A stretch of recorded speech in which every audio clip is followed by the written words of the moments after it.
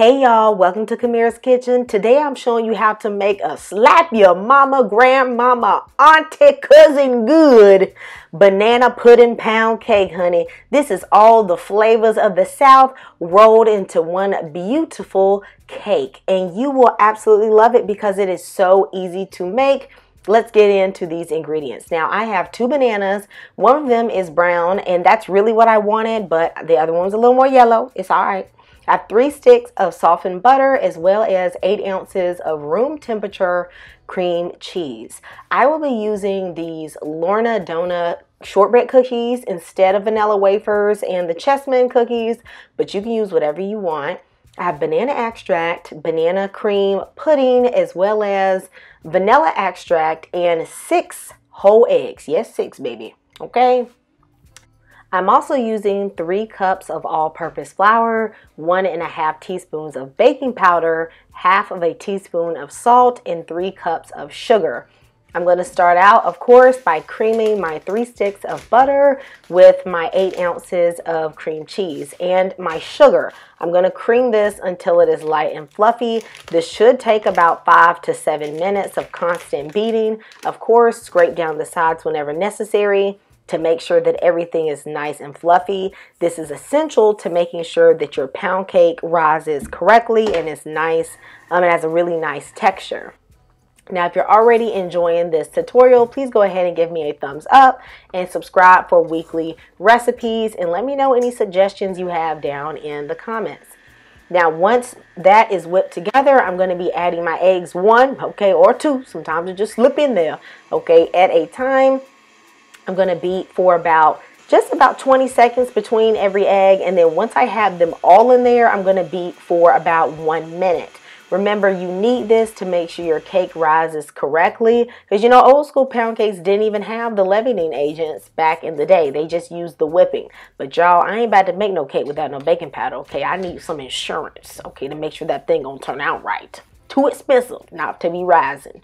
Now, I'm going to go ahead and put in my bananas. Now, I like to mash them first and then measure, okay? You need 1 cup of mashed bananas. So don't just pick up 2 bananas and, you know, just go with that. You do need to measure it, or else your cake might come out a little too wet.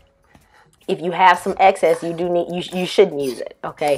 Now, I end up having exactly 1 cup of bananas, and into this I'm putting a tablespoon of vanilla extract and a teaspoon of banana extract. I don't like to get too crazy with the banana extract. Just a teaspoon, maybe teaspoon and a half is good for me, because I don't want my stuff tasting like runts, okay? And if you don't know what runts is, then ask anyone under 10 years old, okay? Into my flour mixture, I'm going to go ahead and put my banana cream pudding and mix that in, and I'm going to alternate adding about 1 cup of the flour mixture and then about 1/3 of the banana mixture, and I'm just going to beat it slowly.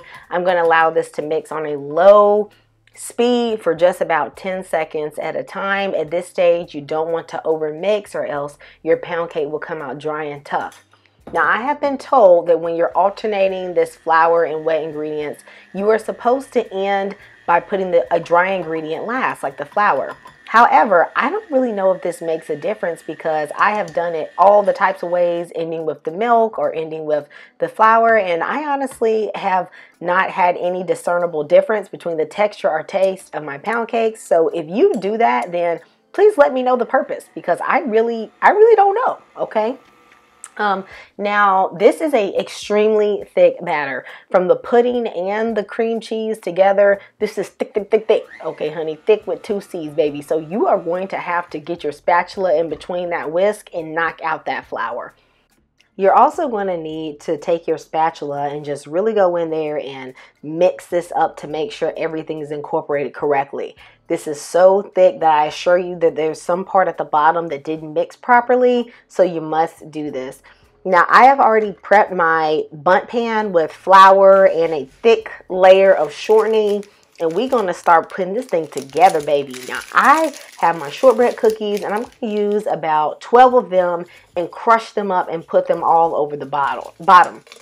I feel like this makes this pound cake super special, because literally when you bite into the top of the pound cake, you get those delicious crunchy cookies. And like, who doesn't love shortbread? And then you're gonna have that perfect banana flavor in the cake and a little icing. So definitely do not skip this. This really just emphasizes the whole banana pudding thing you got going on. So we're going to put this in our pan right on top of the cookies, and I'm going to make sure that everything is level and balanced out properly. This whole time I've had my oven preheating at 325 degrees, and I am going to bake this cake in total for about an hour and 45 minutes.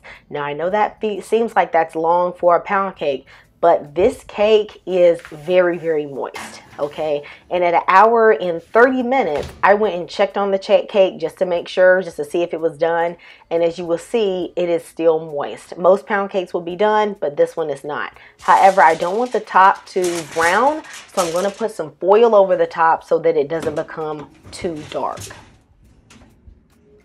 Once it's finished, I'm going to take it out and let it cool for about 15 minutes before flipping it out of the pan. And y'all know this is the moment of truth, honey. But this cake came right out. Yes. And do y'all see this? Those gorgeous cookies at the top. This is a nice tall pound cake. Whew, and it smells delicious. But it wouldn't be complete without a nice glaze. So I'm taking a cup of powdered sugar, half a cup of heavy cream. Do not use milk, okay?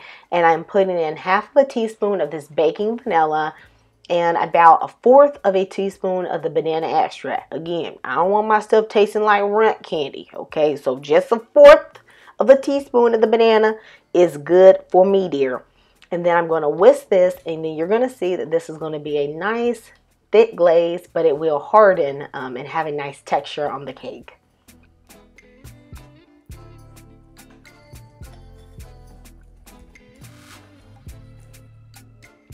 See how thick that is? This is exactly what I am looking for. Now I'm going to go in and just pour this beautiful glaze all over the cake. And I just love how it just pours down the sides. I feel like this just makes this cake look specialty, like you got this from a bake shop. So take your time decorating the cake. Now, I don't really like the flavor of chestnut cookies, but they are so adorable, okay? I think they taste kind of bland, but I think they're so cute. And I just took my time making a pattern out of the shapes because why not? Okay, we're already doing a banana pudding pound cake, okay? We may as well make it look cute. I then went in and put some extra icing between all of the cookies, and I crushed up some of the Loredana cookies and I put them on just kind of like a crumbly middle, a crumbly top, and that was just the perfect decoration for me. Now you could also go in and put some of the bananas on top if you're going to serve this immediately, like right before you serve it, you could do that. But otherwise, just let this cake just sit and come to room temperature for a few hours and then go in and take you a slice. Yes, dear. I hope you all love this cake and it tastes even better the next day. And I promise you, this is one of the most moist cakes you have ever had in your life. Okay, let me know if you try this. Know that I love you and Jesus loves you. And I will see you next time at Camira's Kitchen. Goodbye.